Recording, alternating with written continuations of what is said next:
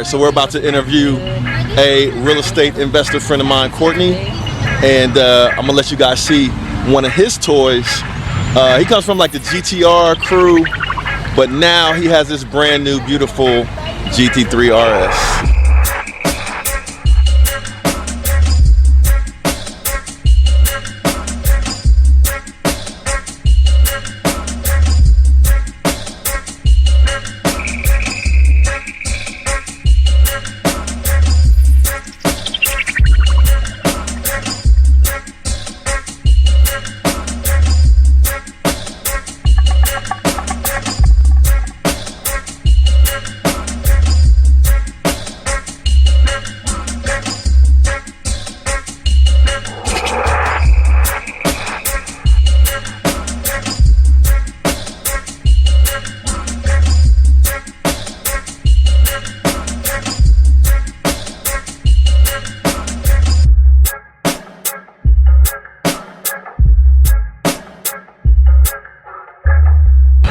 All right, so I'm gonna interview my friend here, Courtney.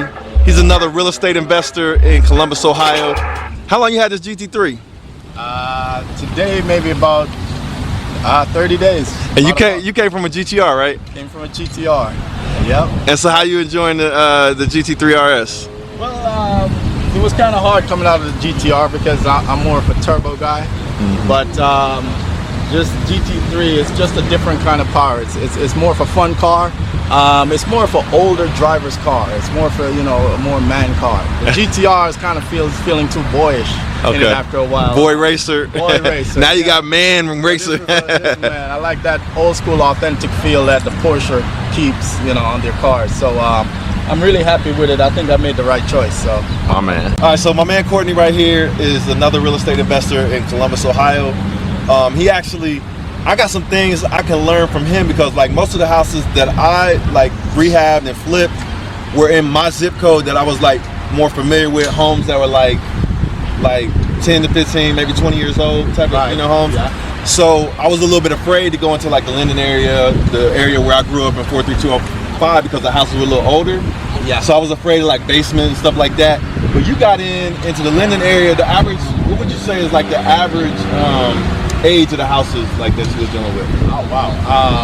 I was buying houses in the 1940s. 1940s? Those houses,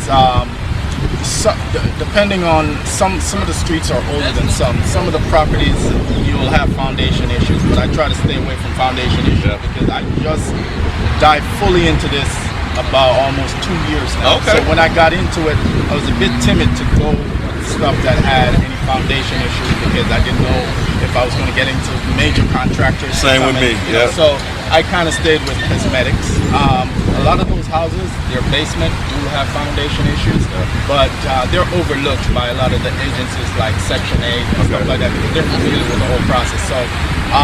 So after I kind of learned that, I went with cosmetics. Most of the homes I face, like mechanicals are all stolen out. They're gutted out, I've had that happen because they've been abandoned. Recession time coming up, and also that area is kind of going through its gentrification process. So a lot of people have moved out and left these houses abandoned, so they're boarded up. You know, you'll have people just come in, squat, and steal things out, all the mechanicals and stuff. So it poses a challenge, but I actually love the challenge. I enjoy it. You know, being a car dealer for like 17 years, I used to deal with buying cheap cars and having different mechanics. That's another thing I can learn from. So I was kind of used to getting the scum of the earth cars and bringing them back to life and then selling them, and I get from that reward, you know. And another thing is I was kind of forced to go in that direction because the money I started off with wasn't a lot of money, you know, per se. I got in the game when you gotta give some people some examples because a lot of people always ask me like, how much money do you need to get started? So you gave me a good example earlier. So I'll be honest. Well, to be honest, I made a good buy on my personal home. Okay. So when I invested in my personal home, that's where it started. Okay. That's where I made the move. Okay. And I knew I had a plan from day one. It took me 2 years to actually execute this plan. So I waited patiently. I had to get my credit up within the 2 years. I bought a home that had over $300,000 in equity. $300,000 in equity. You know, I had to do some work to the house, but it's in a nice neighborhood. It was one of those Chase foreclosure. Okay. They didn't upkeep the property. Okay. I got into it. It was a blessing. So I got the property. I waited till it's matured after a year. The other year I worked on my credit, and everything was aligned. My income from my restaurant, which is my source of income. Y'all go check out this restaurant too. Island Vibes, by the way. Yeah, go check that out. And that's my wife. She's Miss Island Vibes over there. Right there. Yeah. So shout out. But we, got that. You got it. It's a combination thing when you're getting into this game. You got to show good income. So, one concept I know, especially a lot of African Americans have, is that hide that income. The minute they get into your business, don't show this income. You want to pay this in taxes, so we don't show income. But income is actually your source to get in the game. Right. So no bank, no one wants to give you money with that if you're not credible, if you're not stable showing income. So I got that income up, pay Uncle Sam his taxes, right. And then I had the equity, and my credit was decent at a decent number. So work on that credit and get your income showing at a decent amount. So once I got those aligned, I was able to pull my equity from my house. It took me 2 years after living in it. Y'all learning this? And I actually only got about $155,000. Okay. Yeah. So did you get a line of credit, or did you get? I did a line of credit. Okay. I just pulled an equity line of credit. Okay. So when I started, which bank worked with you, by the way? Huntington. Huntington. Okay. All right. Yeah, it's like a HELOC loan. Okay. Yeah. They call it, and Huntington is pretty good doing that. So I started with 155. My first property was a duplex I found on Craigslist, by the way. Okay. A lot of people might be thinking big when they think about real estate, but it's real simple. It's very simple. It's like you're shopping for a car on Craigslist. I did the same thing. I approached it because that's all I knew from the car game. So I went on Craigslist. I found wholesalers. Wholesalers very aggressive in the market, so they're hungry. They'll put a market for $25,000 on a property, and you can knock them all the way down to $5,000. Yeah. You know what I'm saying? So they're willing to settle for a $5,000 profit, but they'll mark it up $25,000. So you found a wholesaler on Craigslist? I found a wholesaler, a property that was listed for $60,000 a duplex. I got it down to $38,000. So you got a property from $60,000 to $38,000. $38,000. It did take me about 26, almost 30,000. So you were able to just buy that with the cash from the HELOC? From the HELOC, okay. Correct. Yep. And when you're paying interest as you pull that money out, so your rehab's got to be in a timely manner. So I go in with about a 90-day estimate, turned that property around, had about 60,000 in it. Okay. I actually put 2 tenants on Section 8, each side $900 a month. That was an $1,800 profit generator. Okay, so you turned it into a buy and hold. Buy and hold. Yeah. But I didn't hold it. Okay. I actually was very timid on renting because I didn't have that experience as a landlord. Okay. So I was kind of playing with it. I said, I don't want property to sit because in that area, being in Linden, people can break in and damage and vandalize your rehab. Yeah. So immediately I put tenants in it. Okay. The good thing is with a duplex, investors are hungry for duplex. Okay. So I put it on the market with the tenants already in it. With the tenants already in it, and within 2 hours, it became a bidding war. I had it on the market for $98,900, and I got in contract at $110,000. So within 2 hours. So he bought it for 38. We rehabbed it, got it to about 60, and almost doubled the money. Yes, that's correct. There it is. The appraisal didn't come and then back. Then you got the GT3. Oh well, I'll show you how to get to it. I'm a car guy, so I always try to level up. Yeah, man, we're gonna be having trouble keeping up with you. But the real estate game is fun. It's something I love to do. After that, my second deal was a probate deal. Like I was telling you, it was a 4-property deal. I was able to get 4 properties in the Linden area on a probate deal for $77,000. So look, so the thing with a probate deal, so that's like somebody owns some property, maybe they died or something like that. Left it for his kids. His kids didn't know what to do. How did you find the probate deal? Well, this was through my realtor. Okay. 4 properties. 4 properties for $77,000. 4 properties for $77,000. This is about a year and a half ago. Did you flip them or did you? I flip every single one of them. I put an average of about $5,000 in each of these properties. So you only put $5,000 in each one of them. And I sold each of these houses for an average of about $59,000 to $60,000. If that ain't good money, I don't know what is. Right, we need to be clapping for that. You're showing like it's possible. Like a lot of people think it's impossible. A lot of people think it's too expensive. A lot of people are like, well, I live in New York and houses is $1 million.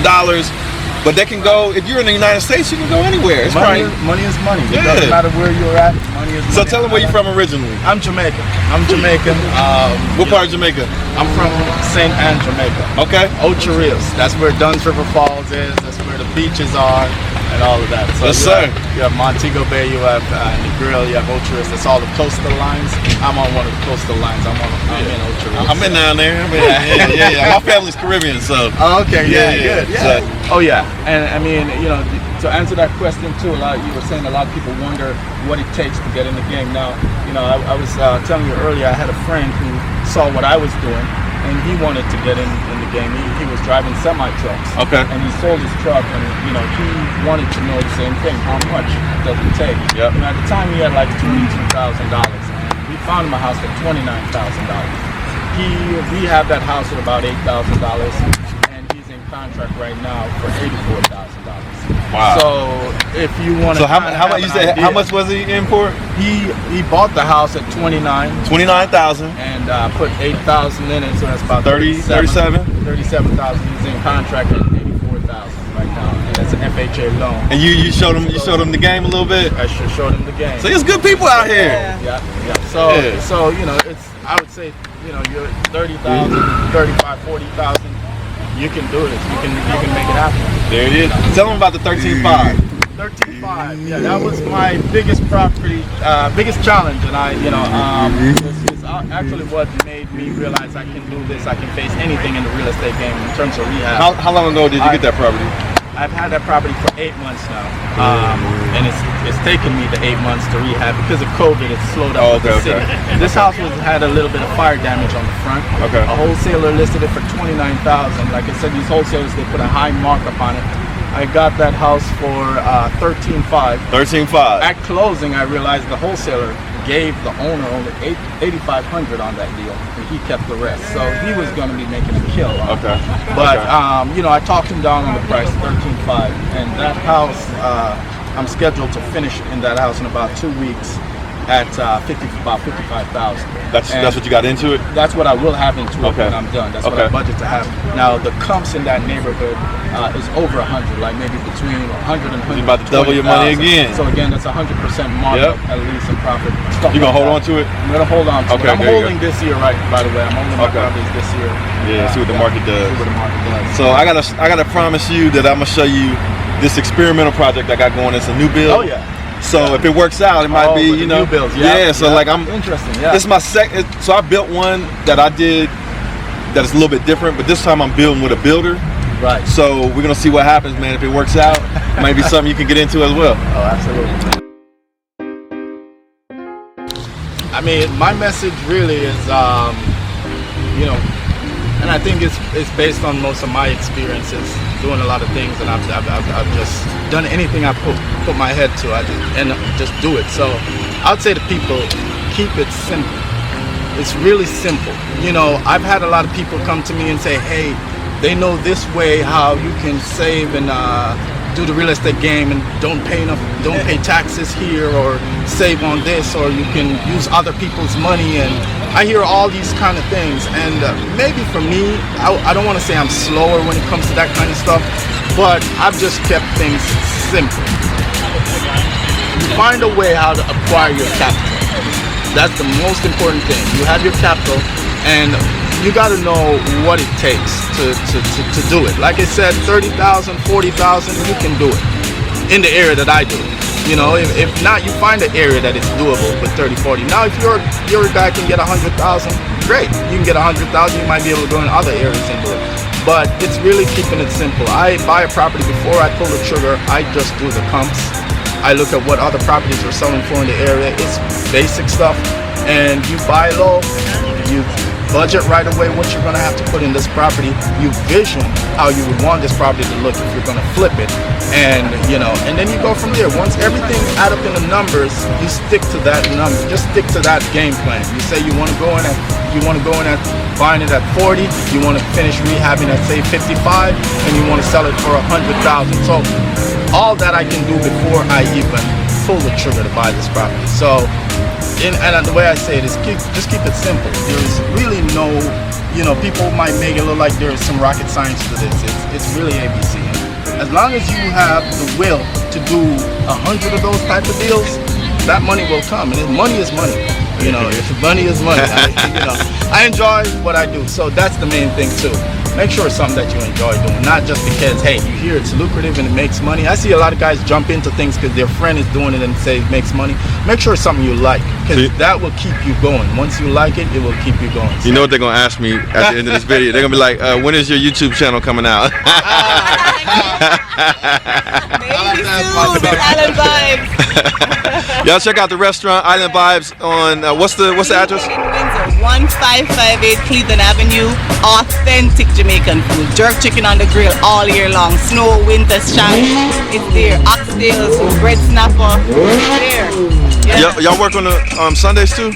We're closed on Sundays because we go to church. So that's another big part of our life. God is the forefront of our life.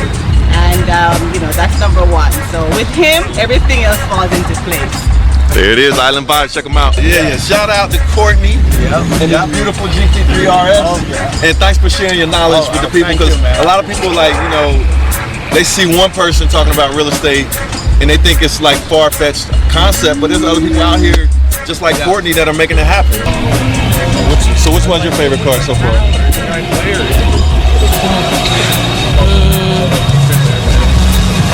You like Ferrari? I don't know. There's so many Aston Martin, nice cars here. Ferrari Modena, Lamborghini Huracan with the gold wheels. I like those wheels. He was driving with us the other day.